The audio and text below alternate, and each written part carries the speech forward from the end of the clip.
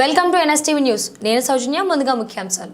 గుంటూరు జిల్లా తురకపాలెంలో జరిగిన మరణాలకు ప్రభుత్వమే బాధ్యత వహించాలని జనచైతన్య వేదిక రాష్ట్ర అధ్యక్షుడు వి లక్ష్మణ్ రెడ్డి అన్నారు.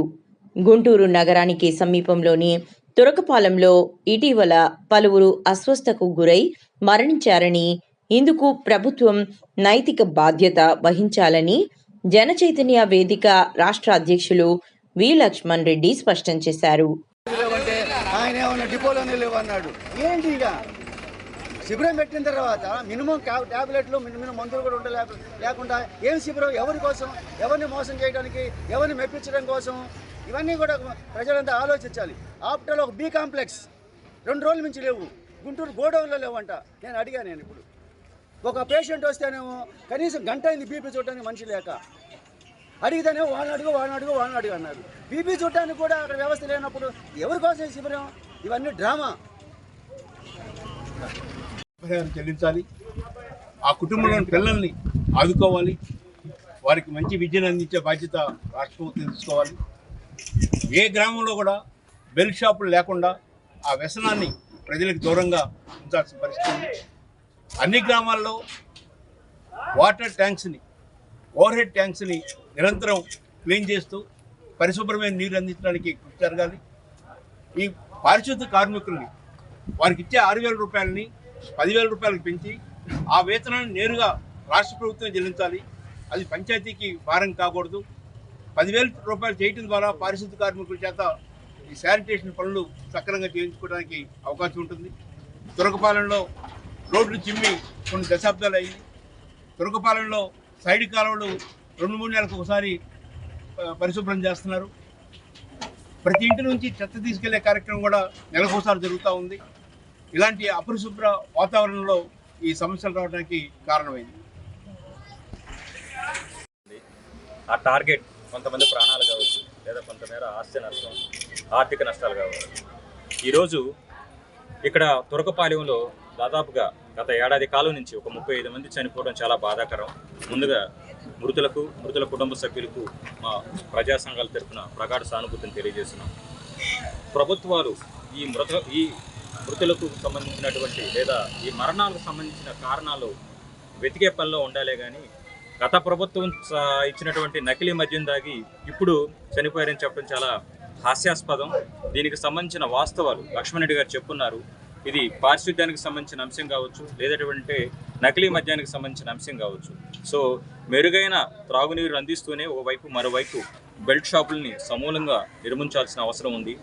ఈ దిశగా మృతులకు కుటుంబాలకు ఆర్థిక సాయం అందించాలి. ఎందుకంటే ఇది కేవలం ఆర్థిక అంశాలతో లేదా ఆరోగ్య అంశాలతోనే ముడిపడిన అంశం కాదు.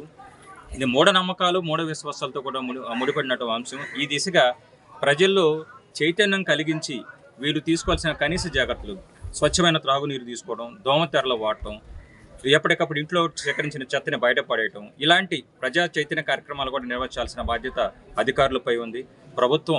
ప్రభుత్వం కొన్ని చర్యలు చేపట్టింది. ఇప్పుడు తురకపాలెంలో గత వారం నుంచి ప్రభుత్వం ముమ్మరంగా చర్యలు చేపట్టింది. కానీ లక్ష్మణ్ రెడ్డి గారు చెప్పినట్టు ఇంకాస్త చర్యలు చేపడాల్సిన అవసరం ఉంది. చర్యలు చేపడుతూనే ఈ మరణాలకు గల కారణాలను వెంటనే ఐడెంటిఫై చేయడం ద్వారా మరికొంతమంది ఈ మహమ్మారి నుండి ప్రాణాలు పోగొట్టుకునేందుకు మనం అరికట్టగలం. సో ఆ దిశగా ప్రభుత్వాలు సహకారం అందించాలని ప్రజా సంఘాల తరఫున మేము కోరుచున్నాం. ఏవి పటేల్, ఆంధ్రప్రదేశ్ గెజిటెడ్ ఆఫీసర్స్ అసోసియేషన్కి మాజీ అధ్యక్షుడు. స్వాతంత్రం వచ్చిన తర్వాత కూడా మా దళితుల బతుకు ఈ రకంగా ఉందని చెప్పడానికి చాలా ఆవేదన చెందుతున్నాను నేను ఈరోజు. ఇది అన్నీ కూడా ప్రభుత్వం చేసిన హత్యలు అని చెప్పేసి మీకు నేను మనవి చేస్తాను.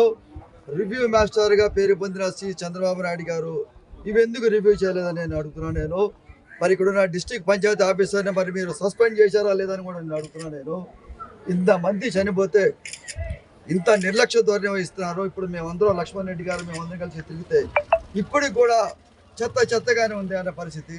ఈరోజు ఒక నీటిలో పురుగులు వస్తున్నాయి, వాటర్ వస్తుంది, ఆయిల్ వస్తుంది అంటే మేము మనుషులుగా మీకు కనబడతాం లేదని చెప్పి నేను అడుగుతున్నాను. దీనికి బాధ్యత వహించాల్సింది ముఖ్యమంత్రి చంద్రబాబు నాయుడు గారిని చెప్పేసి సందర్భంగా తెలియజేస్తాను. అట్లాగే ఈ విషయాన్ని నేషనల్ ఎస్సీ కమిషన్ దృష్టికి తీసుకొని వస్తాము.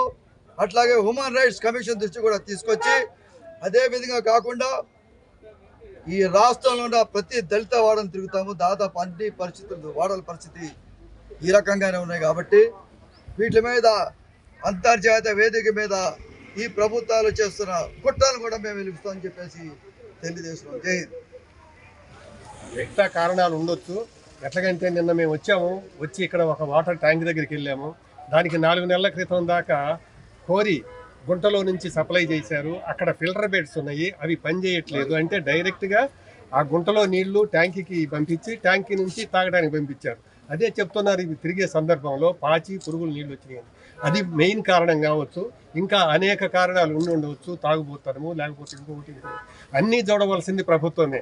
ఇప్పుడు లక్ష్మణ్ రెడ్డి గారు అన్ని కారణాలు వివరించారు. ప్రధానంగా నేను గుంటూరులో కూడా కార్పొరేషన్లు కూడా మంచినీటి గురించి బాగా శ్రమ చేస్తున్నాము. ఇక్కడ కూడా ఈ ట్యాంకులు కూడా క్లీన్ చెయ్యాలి. ఆ చేసే రోజు మాకు తెలియపరిచిన మేము వచ్చి చూస్తాము. వాటర్ గురించి ప్రత్యేకించి ప్రధాన కారణం అదిగా మేము భావిస్తున్నాం. దాని గురించి పూర్తి శ్రద్ధ వహించాల్సిందిగా కోరుతాం. కూడా కొంచెం హద్దులు ఉంటాయి. ఇంత నిర్లక్ష్యానికి గురి అయినటువంటి వాడలు ఎక్కడైనా ఉన్నాయంటే 2 వాడలే, ఒకటి మాలపల్లి, ఒకటి మాది. ఇది ఇక్కడ మరణాలన్నీ ఎక్కడ జరిగినాయి అంటే ఇక్కడే జరిగింది. కారణం ఏంటండి? 250 రూపాయలకి వాటర్ ట్యాంక్ వస్తుందంటే ఆ వాటర్ ట్యాంక్ ఇక్కడ పోయాడు. ఈ 600 రూపాయలు తీసుకుని ఆ వాటర్ ట్యాంకు గుంటూరుకి వెళ్తుంది. గుంటూరులోకి వస్తున్నారు మంచినీళ్ళకి. ఇక్కడ మంచినీళ్ళు లేనటువంటి విధానం చాలా కడు బాధ బాధ బాధ బాధ. ఎంత బాధ అంటే నీళ్లు కూడా లేనటువంటి ప్రజాస్వామ్యంలో ఉన్నావా మనం అనేటువంటి వేదన బాధ మామూలుగా లేదనమాట. పల్లెల్లో ఏం తాగుతున్నారు అంటున్నారు. అది కూడా కారణం అయ్యి ఉండొచ్చు, కాదని నేను చెప్పను. కానీ మొట్టమొదట మనకి